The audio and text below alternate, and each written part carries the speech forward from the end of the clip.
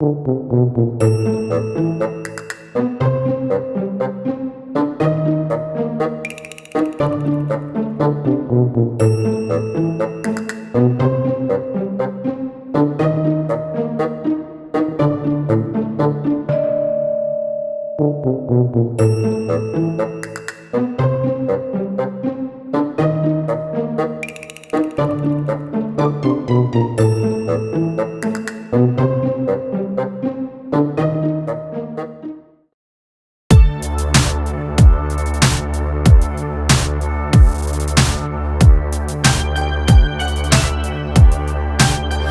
made my heart, made my mind, made me bright so I could shine. And I just wanna say that I'm amazed. All the things that make me me, make you smile, and I can see that God, your love for me, your love for me. You are perfect, you don't make mistakes. I am loved by you the way I'm made. You are perfect, you don't make mistakes. I am loved by you the way I'm made. You made me on purpose, and I am not broken.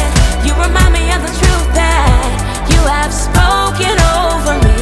I am yours, I'm enough, and I am loved deeper than the sea. You made me to be gloriously free.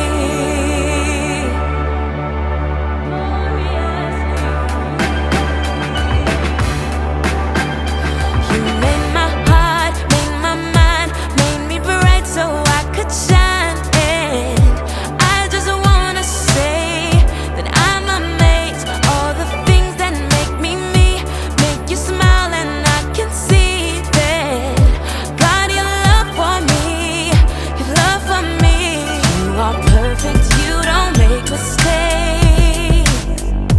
I am loved by you the way I'm made. You are perfect, you don't make mistakes. I am loved by you the way I'm made. You made me on purpose, and I am not broken. You remind me of the truth that you have spoken over me. I am yours, I'm enough, that I am loved deeper than the sea. You made me to be. You made me on purpose, and I am not broken. You remind me of the truth that you have spoken over me. I'm enough, that I am loved deeper than the sea. You made me to be gloriously free. Gloriously free, yeah. Gloriously free, free. Gloriously free.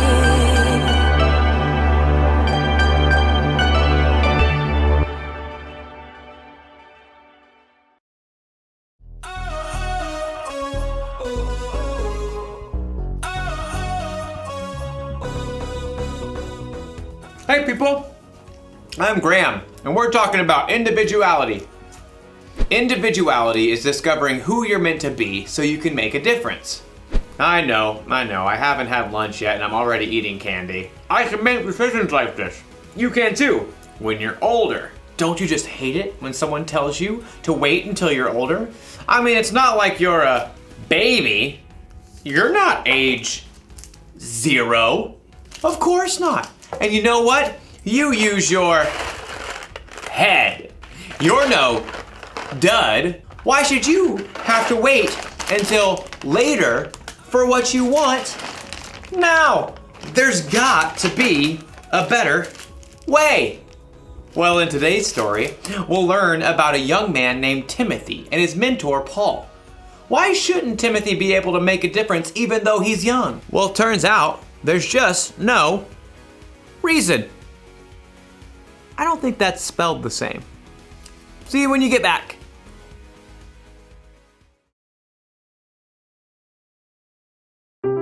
The Bible. It's 66 books of history, stories, letters, and poetry that fit together to form God's one big story.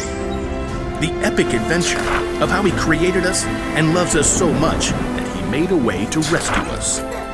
As we travel through the Bible, from Genesis to Revelation, we discover people who met God and found their lives changed forever. Now, for an amazing story, inspired by the book of 1 Timothy, chapter 4, verse 12. Timothy of Lystra must have felt like he lived in two worlds. His mother, Eunice, and his grandmother, Lois, both were Jewish and believed in the one true God.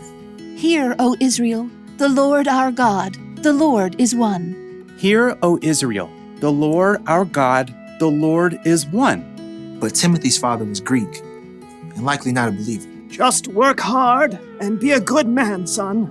That's what really matters. Okay, Dad.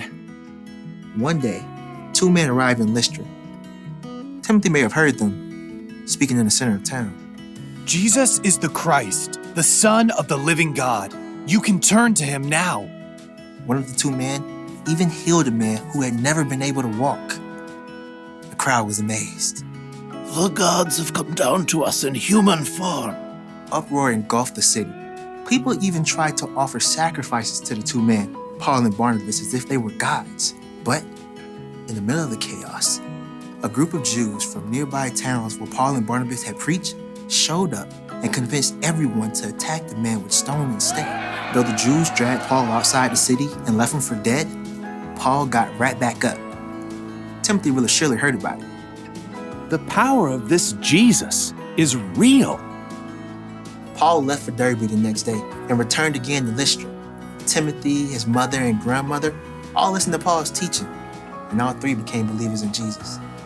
Paul continued on his journey, but left behind a small, thriving new church. We must pray each day. And teach each other. Timothy, in the meeting tomorrow, you should tell the story Paul shared, the one about how Jesus raised a dead man. Oh, but I don't really like to talk in front of people. I think you shall do very well. By the time Paul had returned several years later, Timothy had become a faithful disciple of Jesus. Everyone at the church spoke well of him. Timothy knows all the Hebrew scriptures. He is kind to everyone, not just those who are Jewish. And his father is a Greek man? Oh, yes.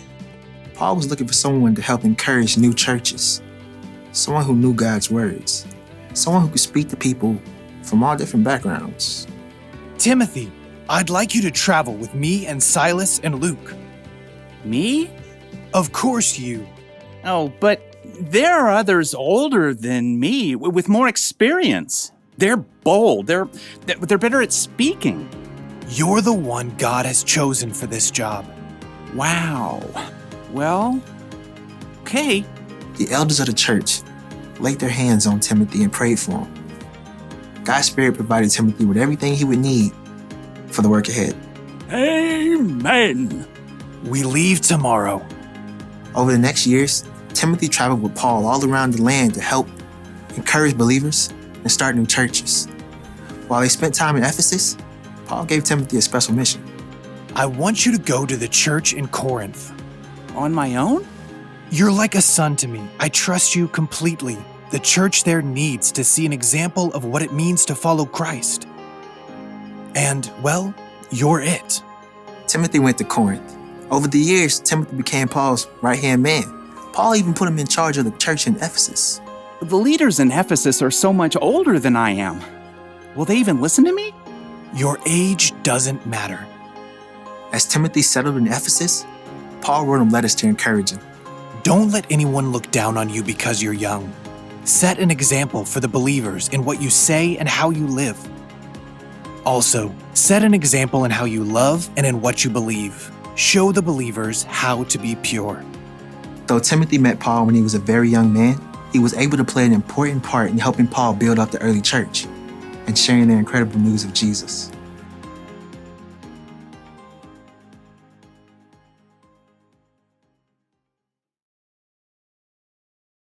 When Timothy was still a young man, the Apostle Paul wrote him a letter. In the letter, Paul wrote, Don't let anyone look down on you because you are young. Set an example for the believers in what you say and in how you live. You know what that means? You don't have to wait until you're older to make a difference. You could be an example for other people right now by how you live your life. When a friend is feeling down, you can help them find joy. You can make peace when you see two people fighting, and you can tell them to stop. By spreading God's love to the people around you, you can actually point others to Jesus. He's a real lifesaver. So here's the one thing to remember today. You can make a difference right now. Whether you're a junior or as old as 100, you can choose to be an example and make a difference, no matter what. Now, to eat all this candy. Not really. I'm no dud either. I'll see you next time.